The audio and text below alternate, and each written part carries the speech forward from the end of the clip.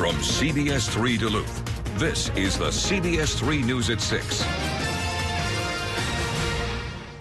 Good evening, I'm Kristen Bakke. And I'm Anthony Matt. Thanks for joining us. It is Super Tuesday today, where 14 states, including Minnesota, are picking who they want to see on the Democratic presidential ticket in November. More than 1,300 delegates are up for grabs, making this one of the biggest stepping stones for candidates ahead of Election Day. But for the first time in years, Minnesota is moving from the caucus format to a primary election. CBS3's John Cardinelli is live at the Coppertop Church Precinct in Duluth tonight. John, you've been there for a while now. Has it been busy? Kristen, Tony, people are still trickling in here at the Coppertop Church, and I spoke with the election judges here earlier. They said that over 600 people have stopped by to cast their primary votes today. Overall, officials with the city of Duluth are telling us that voter turnout today has been moderate. This is a party primary, so those who know which party they want to vote for are more inclined to participate. As far as numbers go, some precincts have done well, seeing numbers up in the hundreds, while smaller precincts have seen numbers lower than that.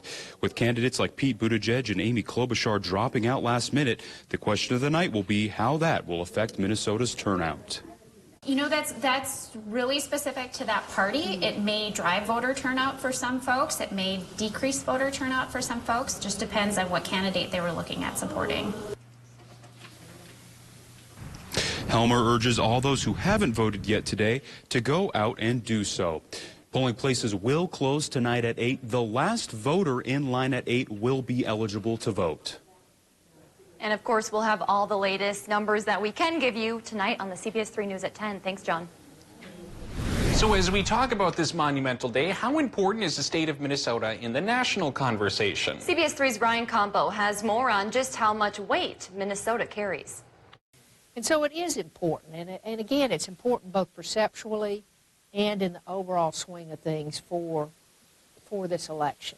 Minnesota is just one of the 14 states involved in Super Tuesday, as more than 1,300 delegates will be allocated on Super Tuesday, about a third of the total delegates, and the most up for grabs on any single day in the primary calendar.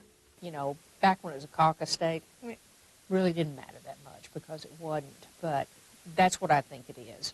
It's just, you know, if one candidate walks out of here with all seven, with a total haul, it's a big deal. 71. Minnesota has the 6th highest number of delegates available on Super Tuesday, and Rugeley thinks people don't value just how big of a role Minnesota plays. You know, the delegates they have here are important. Another thing about Minnesota is I think because it's a Midwestern state, that its value in this election and others is a little bit underappreciated. Rugeley says Senator Amy Klobuchar's departure from the race Monday could pave the way for Sanders to walk away with the state's delegates, unless Klobuchar persuades the bulk of her supporters to cast their ballots for Biden, whom she endorsed on Monday night. Well, Minnesota is taking center stage today. Wisconsin will be in the spotlight next month when voters there cast their primary ballots. The Wisconsin primary is April 7th. Dr. Cindy Rugeley with UMD says today's Super Tuesday results will be a huge factor for how things go there next month. We're going to have a pretty good feel of what's going on after today. I mean, if somebody is a clear winner, you know, just way out front, you know, if it's remaining what we think right now, where it's close and you know, one candidate's winning a lot of states, delegates, and others winning delegates that, you know, Wisconsin's going to be telling us, yeah, it's heading toward a broker's convention. In 2016, Ted Cruz was the Republican winner of the Wisconsin primary. Bernie Sanders won on the Democratic side. Meanwhile, Minnesota Senator Amy Klobuchar survived longer as a presidential candidate than most of her Democratic rivals. But yesterday, she joined two of them, Pete Buttigieg and Beto O'Rourke, in backing Joe Biden. And earlier, Senator Klobuchar briefly spoke on why she decided to back Biden over Senator Bernie Sanders. I'm friends of Bernie. We came in together. But as I said many times on the debate stage, I don't think we should have a socialist heading up our ticket. And I think we have to have someone, as one prominent Democrat said, who is actually listening to where the American people are. Klobuchar's endorsement of Biden came just hours before today's Super Tuesday vote. All right, Dave joins us for a quick look at the weather. A lot of sunshine out there again today, Dave, but some clouds might be moving in. Yeah, even though I endorse high pressure, low pressure is trying to move in and steal this election. So that low pressure was with us early this morning and brought some vampire snow to the region, the old George Kessler phrase for snow that melts away with the sun coming up. Tomorrow, high pressure will win out and it will be sunny after a few more hours of flurries tonight, but there's another low trying to gang up on us, which could bring another chance of snow back for Thursday. Here's our day planner then for Wednesday. Starting partly sunny in the morning, clear to partly cloudy by lunchtime, and coming back home later on, clouds will start to build in again in advance of that chance for a little bit of Thursday light snow. So do enjoy Wednesday's sunshine while you can, because by Thursday we may actually have something to at least broom off the sidewalks in a couple of towns. We'll show you the latest charts on that in just a bit. Thanks, Dave. Tonight, we're getting a better idea of what's important to voters in our region. We took the trip to Ely, where the city is politically charged on one hot-button issue, and it's shaping up to drive voters to the polls in full force today and in November. In Ely. Obviously, we're in a battleground area. Definitely. A divide amongst voters. There's never a one-size-fits-all candidate when it comes to these issues because it's either a copper mine or it's not a copper mine. Copper nickel mining taking center stage on Super Tuesday. Well, most contentious right now is mining and obviously the copper nickel. I mean, everybody knows that is.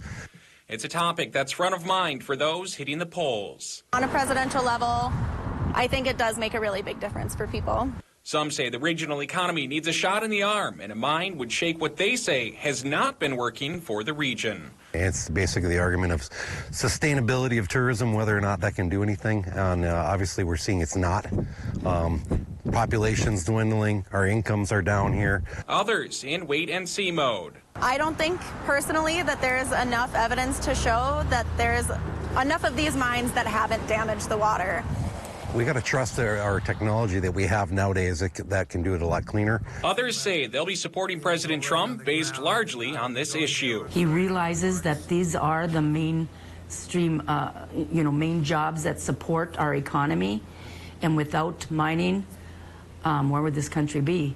And business owners like Steve Paragas, who's also affiliated with the Campaign to Save the Boundary Waters. The main candidates are on our side in this, and I think we need a new president, we need a new administration, we need somebody that's honest, that's going to run the departments the way they're supposed to run. Nancy McCready, with Conservationists with Common Sense, says she was born and raised a Democrat, but made the move to the Republican Party as she felt the Democratic Party was out of touch. I am very disappointed in the Democrat Party for allowing the party to move that far to the left. While there's strong opinions in the city, voters in the area say it's tough to say who the front runners are. There's not really one set strong opinion that I notice a whole lot, but it really depends on what community you're involved in and who you hang out with. A town of less than 3,500 with an identity unique to the more than century-old city. Ely is really its own little bubble, kind of different from everything else in the state.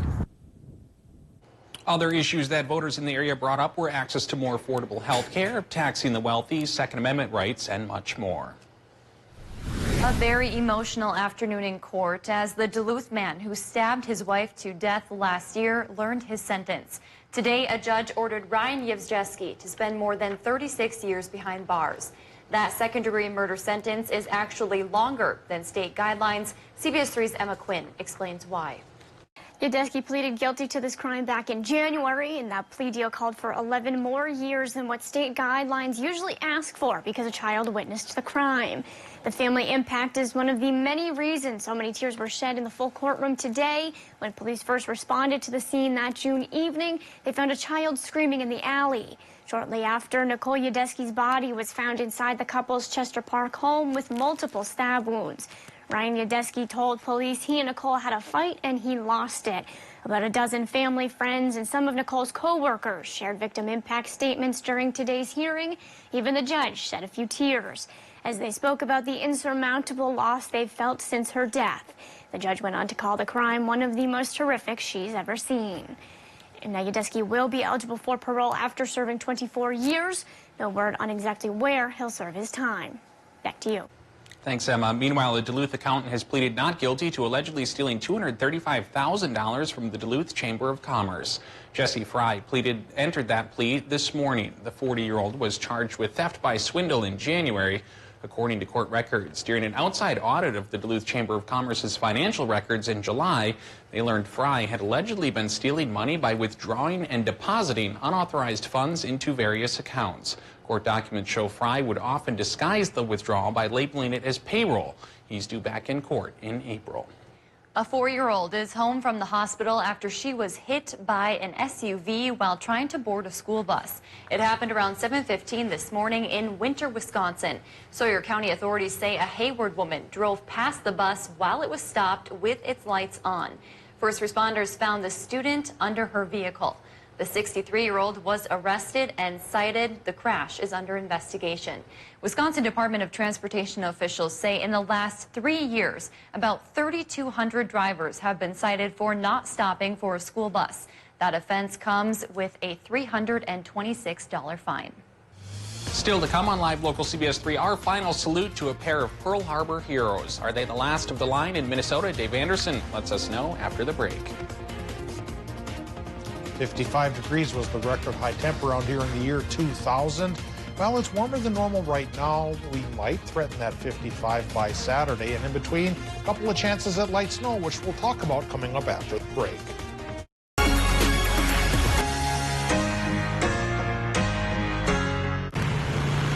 Keep scrolling. Order food. Skim headlines. Order shoes. Use AutoSend for flowers. Use AutoSend for birthdays. Don't go outside. Don't go outside. Don't leave the phone behind. No sync. Don't blink. Don't think. Don't ever let yourself feel this alive. Breathe.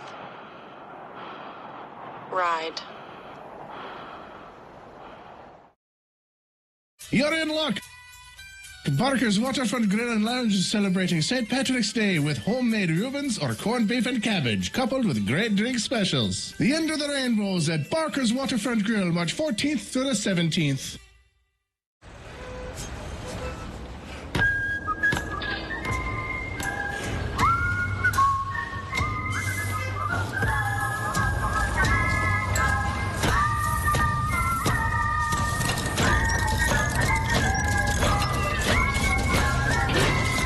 When the Kubota arrives, the workday gets easier.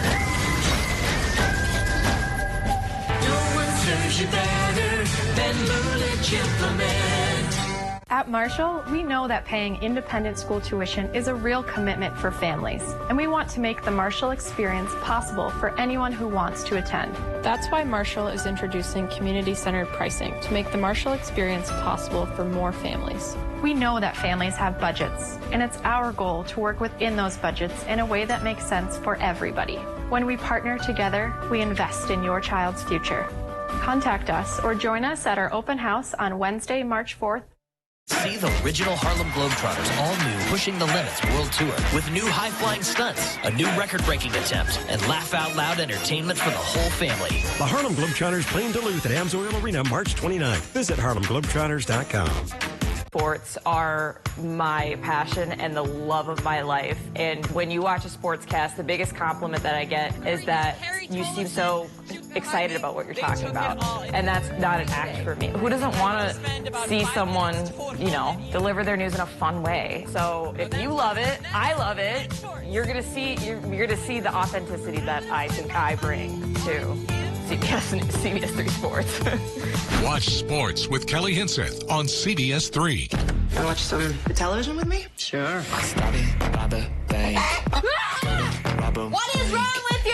Nothing! Ranks. No. Okay, what you think? Tommy, L.A. is a people town. Can you have a town without people?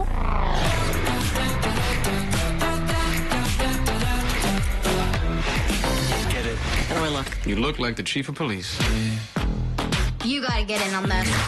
Thursday, it's your night in on CBS. Get your news on the go, the CBS3 mobile app. CBS3 Weather is brought to you by St. Luke's. Now, the CBS3 Duluth Weather Max forecast with meteorologist Dave Anderson. Now that March is here, the stats are in for 2020 so far. February, almost a degree cooler than normal. January, on the other hand, was almost 6 degrees warmer than normal. Factor the two together, 2020 so far, 2.6 degrees warmer than normal. Some sources hint that March will start off warmer than normal, but by mid-month, after a potential snowstorm, I'll drop off for the rest of the month and then come up shy as the month comes across. Keep an eye on us here at CBS3 as the month goes on to see if that comes true or if it's just a bunch of hogwash. Now let's take a look at the current conditions at Duluth International Airport. Current temp is 32, so March is coming in like a lamb, and it's a warm lamb as well, wearing a pretty thick coat.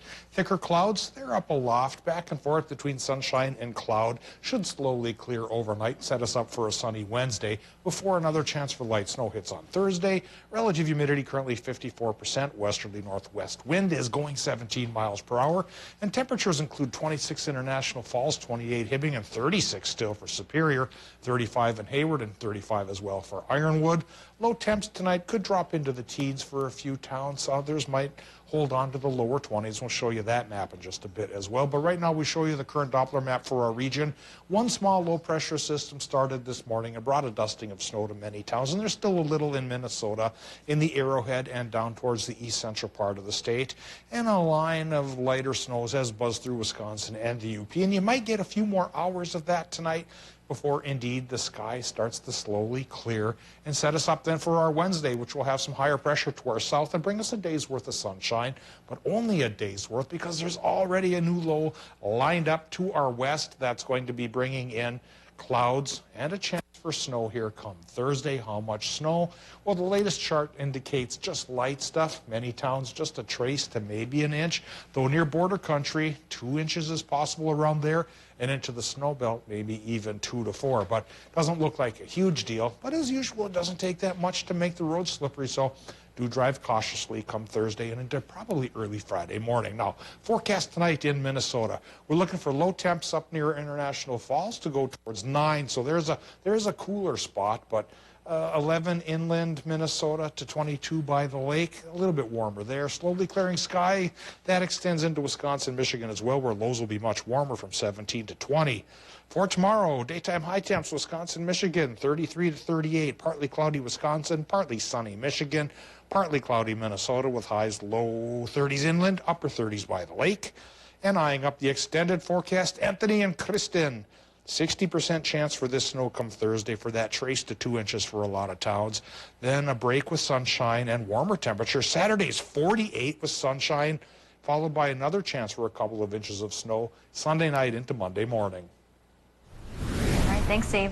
The greatest generation is dwindling as age takes its toll. 2020 has been tough on World War II veterans and has taken 2 of our region's greatest in only 2 months. Dave Anderson takes us to the recent funerals of the men assumed to be Minnesota's last Pearl Harbor survivors.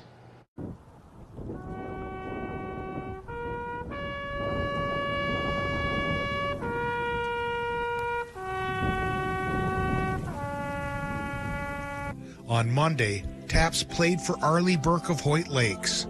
The Navy veteran was an eyewitness to one of America's pivotal events, the attack on Pearl Harbor. Torpedo plane flew right over the dock, Pier 21 where we were at, and headed for and I thought it was the torpedo that hit, Arizona. On December 7th, 1941, Arleigh Burke was a seaman first class on the USS Honolulu. He and his shipmates were in the thick of the battle. We got a bomb in the bow, in a near miss, not right direct headed, but a near miss. We got a lot of damage, though, yeah. Burke's ship got its gun crews in action and may have even hit some of the enemy. I seen a couple seaplanes go down, but I don't know if we hit them or somebody else hit them, Bruce Atwater of Bemidji was a Coast Guardsman on a work detail that December 7th. The loudspeaker came on and said, "Attack, attack, this is not a drill." Atwater had a front row seat for the attack that led the U.S. into World War II. I watched the Oklahoma turn over and the Arizona blow up, and little gigs running around in the harbor picking people up. Bruce Atwater passed away in January. It's thought that Burke and Atwater were the last Pearl Harbor survivors in Minnesota. However, VFW District Commander Rick Storr thinks there may be one left in southern Minnesota with roots from the Cook area. Oh, there may be. And not to take anything away from Arleigh Burke. That's not the intention. The fact is that nobody had been tracking these folks, and we don't know who's out there. As the average age of our remaining World War II veterans approaches 100, organizations like the Bong Heritage Center in Superior and Veterans Memorial Hall in Duluth urge families to get their loved ones' stories recorded. Both groups can offer advice on how to get that job done. Kelly Hinseth is in with sports coming up right after the break. Clay Walker, live at the Bear.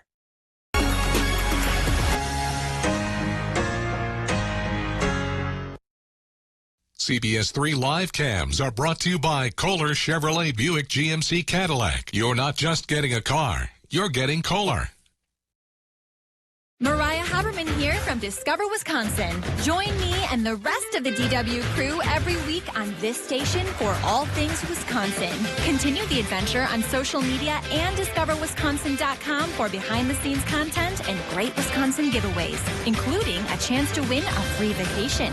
This week's featured prize package could take you to Elkhorn. Just visit discoverwisconsin.com for details.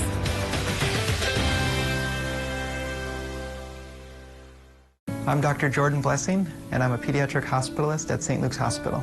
Advice I give to parents and patients is to ask questions. Medicine's very much a conversation. I'd rather spend more time visiting about their questions than have them worrying about something that I could have been helpful with. I started woodworking in 6th grade. At work, I get to creatively solve problems, and in the wood shop, I get to creatively dream up ideas and then build those ideas. Working in medicine, pediatrics in particular, they remind me what's important each day. Your work is your name. You live by it. At Northland Lawn Sport and Equipment, we take our name, our work, just as seriously. John Deere excavators, skid steers, and loaders have the compact agility and big-time ability you need to finish the job. Comfortable, affordable, and backed by a 2-year, 2,000-hour full machine warranty. Standard. In-person service calls and parts delivery keep you work ready. Our techs are highly trained and incredibly knowledgeable. Northland Lawn Sport and Equipment. We make sure the work lives up to your name. Want to watch some television with me? Sure. Stubby, rubber, bang. What is wrong with you? Nothing! Right. No. Okay, what you think? Tommy, L.A. is a people town. Can you have a town without people? Get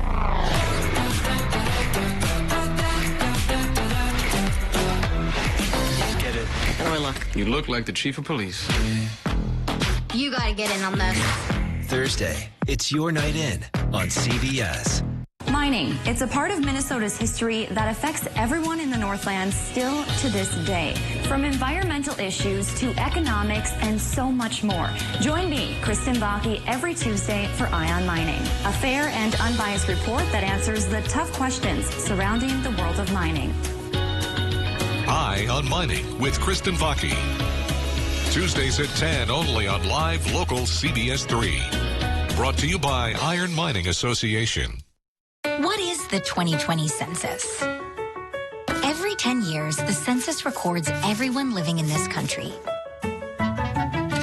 It's written in the Constitution and comes in a questionnaire that counts everyone who lives at your address on April 1st. The data can be used to inform funding for services like fire stations, schools, clinics, and representation that affect your community. Shape your future. Start here. Visit 2020census.gov.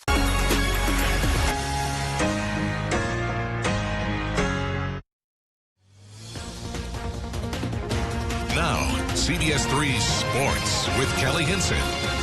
Hermantown hockey is poised for another run for a state title tomorrow. They are led by senior captain and UMD commit Blake Biondi. But for the Biondi clan, the UMD blood runs pretty deep. The name. Blake Biondi. Blake Biondi. Blake Biondi has been named a finalist for the Mr. Hockey Award in Minnesota. Is probably one you've heard before, especially if you're a high school hockey fan in the state of Minnesota. Just like every high school hockey player in this state, Blake Biondi's career started early on an outdoor rink in Hermantown, Minnesota. I remember skating with with my best friends out there on the outdoor range, with my dad out there coaching, and that's probably the earliest memory. With his dad/coach, former UMD hockey center Joe Biondi. You know, you look at a little kid at 3 years old putting on skates, and you know, you're just kind of, you flash back. But the biggest thing is just the smile on their face without even knowing what they're getting themselves into. Fast forward about 15 years or so, Blake Biondi is one of the best hockey players in the state of Minnesota, and heading to UMD to play hockey for the 3-time national champion Bulldogs. So why UMD? I mean, I've probably been asked that a million times now, and now I kind of realized more. It was, honestly, I don't think I would have wanted to go anywhere else. Blake makes the decision sound like it was a no-brainer. Well, for his dad, who is a proud alum of the UMD hockey team, the process of decision-making may not have been so simple. If you step in and say, here's where I think you should go, you know, you don't want your kid to say, when he has that experience, I only went here because of you, Dad. And for me, that was always stuck in my head. At the end of the day, that's where he's going to spend 4 years of his life. So when Blake put pen to paper, you could say his dad was okay with the decision. I get to, you know, be able to have him in the backyard and being able to watch the home games. Blake has now helped the Hawks back to the state tournament and is a finalist for Mr. Hockey, all of which the Biondi family is proud of, but maybe not quite as proud as the person Blake is. You actually look at your kid and you just kind of say, wow, he's grown up, he's matured. And the best part, and I think the biggest thing you can ever receive from somebody, is when somebody comes on the street and tells you that. And for me, that says it all. There's been a lot of people, especially the last 2 years, have just said how great a kid he is and what he means to their son or their daughter that's 6, 7 years old. And in a small community, that means a lot. And this is our home. I love the game as much as he does, so that's just what it is, just the love of the game.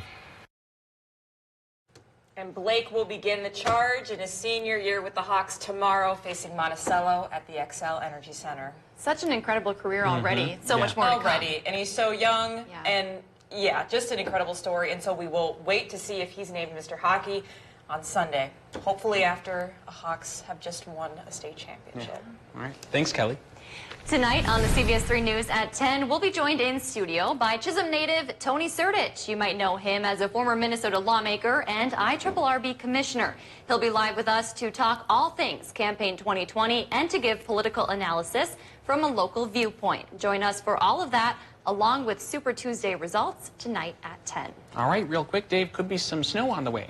Yeah, flurries tonight lingering, then clearing slowly overnight, setting us up for some sunshine on Wednesday, followed by another round of snow on Thursday, which may add up to an inch or two for some towns. That's followed by sunshine and really warm temperatures for Saturday. All right, thanks for joining us. We'll see you at 10.